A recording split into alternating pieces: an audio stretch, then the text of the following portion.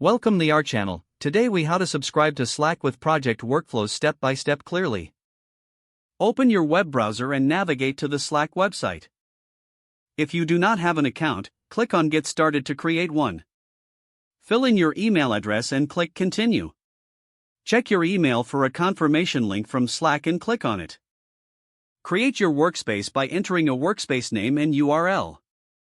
Select your team preferences and click Create. Once your workspace is set up, log in using your credentials. On the left sidebar, locate and click on Workflow Builder. In the Workflow Builder, click on Create to start a new project workflow. Choose a workflow type based on your project needs. For custom workflows, click on Custom Workflow. Name your workflow and provide a brief description. Select the trigger for your workflow, such as when a member joins or a specific keyword is used. Click Add Trigger, then customize your trigger settings as needed. Next, click on Add Step to define the actions your workflow should execute.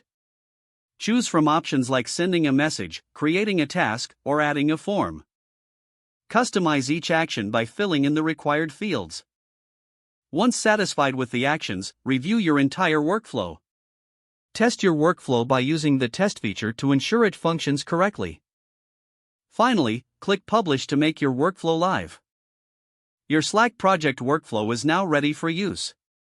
If the page does not load, refresh the browser or try again in a private or incognito window. Make sure you are using the correct email address, then retype it carefully to avoid small typos. If your password is not accepted, use the reset option and create a new strong password you can remember.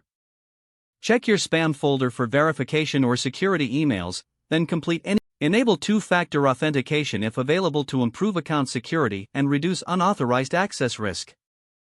After signing in, review your profile details so your contact information and settings are accurate and current. If you see an error message, note it down and try again after restarting your device and internet connection.